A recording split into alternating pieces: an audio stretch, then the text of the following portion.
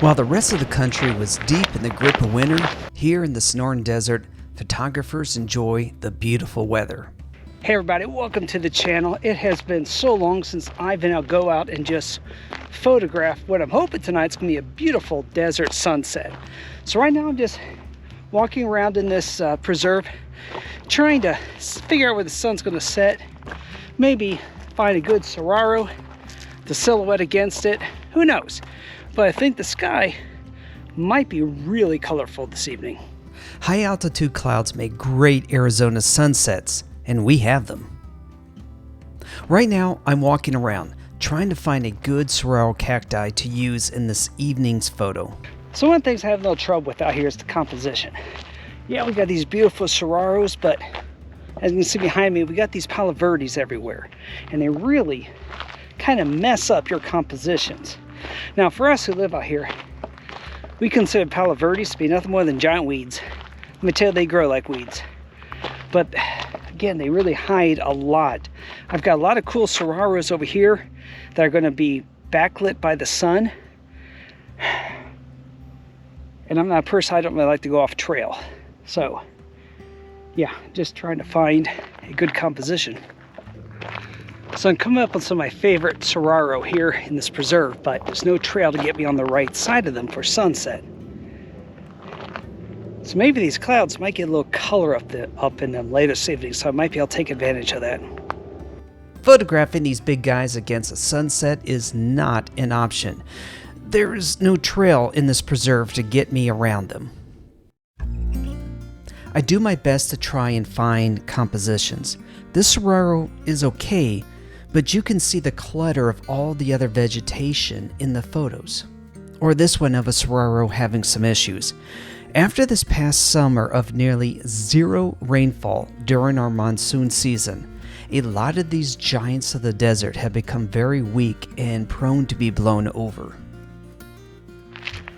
And as I'm hearing something rustle in the grass over here, reminds me that this park has javelina and coyotes. And right now, they should all be coming out. And I'm going to be here after sunset. So it'll be fun. For me, one of the coolest things about this desert photography is actually the spines of the cacti that are around me right now, because as the sunlight passes through, they're semi-translucent, so it just makes them glow. Two cacti are standing out for this type of photography. The first is staghorn cactus. This is because of the large quantities of needles they have. The one that really glows is the cholla, also known as the jumping cactus. These glowing beauties are definitely something not to touch. Most hikers carry pliers to help get all the barbed needles out of them when they accidentally come in contact with them. With the RF100-500, I'm enjoying a beautifully smooth bokeh effect to help the cacti stand out even more. Wow, it's really tough trying to find a clean shot to a saguaro. I do see one on the hillside up here. If that cloud lights up, that could make for an interesting photo. I see another one, and no, there's a palo verde behind it. Yeah, it is really hard to find a composition out here where the palo verdes aren't interfering. And there's a lot of challenges with being a photographer in the desert. I mean, obviously the heat in the summer, but you know, we don't get atmospheric effects. At least not very often. I've only photographed fog like once in the last decade since I moved here.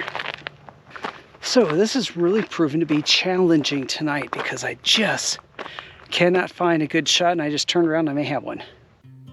Time to set my tripod and get my composition framed. Something I'm trying to do better control of is really kind of watch my backgrounds here. So for the big cactus I'm focused in on, I noticed when I set my tripod here that there's actually a cactus in the distance right off to the side. It's going to be distracting. So I'm going to be moving my tripod over just a few more feet to hide that cactus so it's not a distracting element.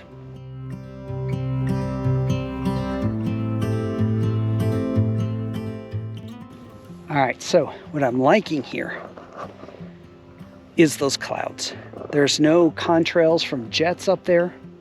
Oh wow, there's one over there, but out of my view. The sunlight is starting to make them glow.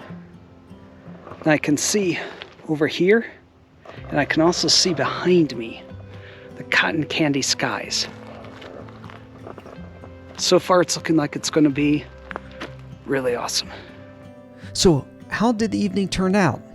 I would say fairly good. I took a few panos and captured the glorious Arizona sky. Now, I did take a few liberties in enhancing the color. I bumped up the saturation a little bit and the vibrance a little bit more.